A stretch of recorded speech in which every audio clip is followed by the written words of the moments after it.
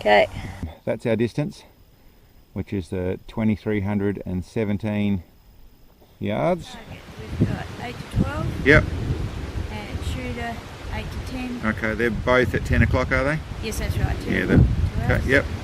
The temperature 50 degrees Fahrenheit. Sorry. Yep. And humidity 59.4%. Yep. And pressure 29.06 inches of mercury. Yep. Okay, cool. So we've also got bullet temp of 52 degrees. Okay, so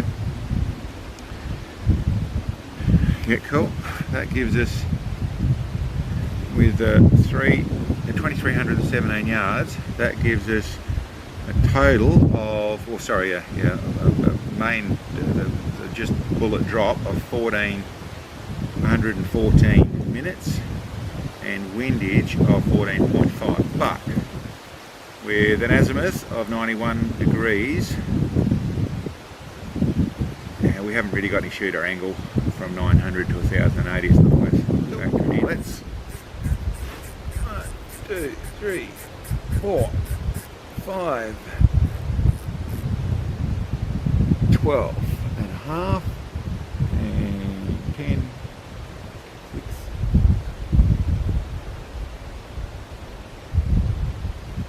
there we go, 16 and a half left. Let's pull that off, that's nice and straight. Okay, I lined up that pretty well. Okay.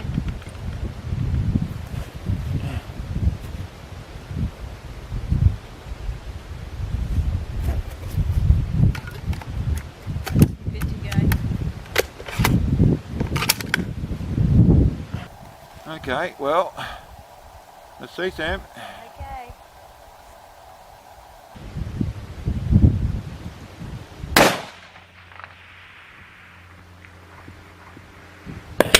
Target move. I think there's something on the left, just the very edge, like 8 o'clock. The mirage is pretty high. Okay, I'll put another one in, Sam, and Yep. let's see what happens with that. Okay.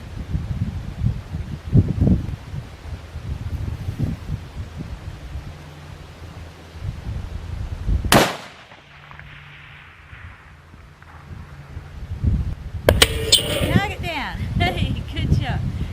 Got him. Target down. Okay, well that was good. Yeah. That was awesome.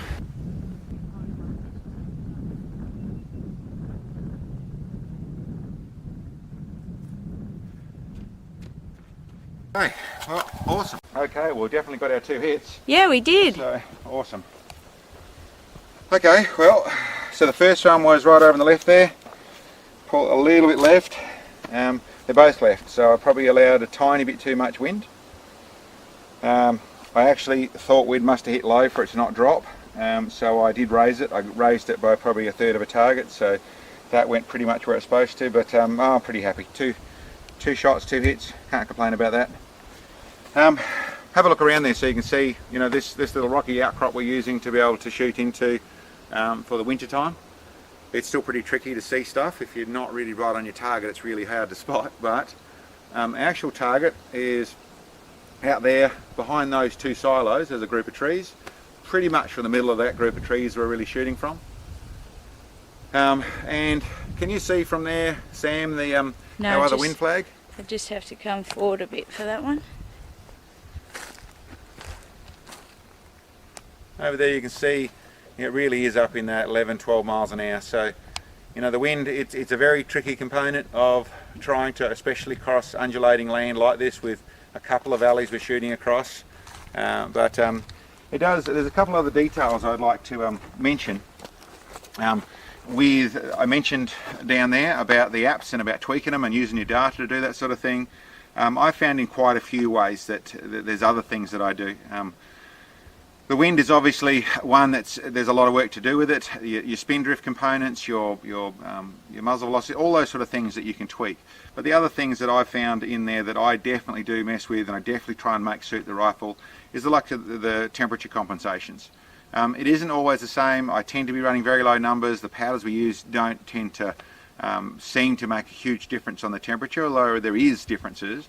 But I'd also tell you that the data is king in a way of telling you what's going on. I have a couple of rifles that I find there's a couple of different things going on with heating up your powder and making it burn faster. There's obviously hot air, which is thinner air, so bullets travel easier through it, so you've got a little bit of that going on. But you've also got hot powder, which makes the bullet burn, or make the explosion of the powder push harder and burn faster, so the bullet goes faster.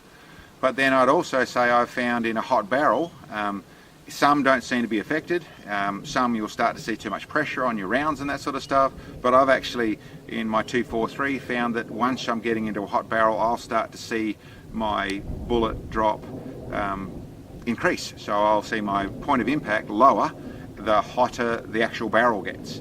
And that's then balanced by how long you leave the bullet in the chamber, so how much the powder heats up and all that sort of stuff. But at the end of the day, I'm not trying to go through and talk about any particular rifle. What I am talking about is data is king. Data is the bit where you write it down, you record it, you make sense of it. When I go out to do a shot with a rifle, I go back across my data. I try and get my ballistic calculator, my ballistic app, to where it makes sense.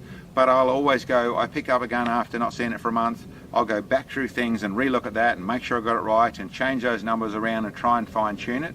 And of course the ultimate test is go out here and try a cold bore shot. Lots of other factors with winds, updrafts and downdrafts and all sorts of things you run into, but I'm super happy with that. I won't call it anything other than a little bit lucky because I might not be able to do that tomorrow.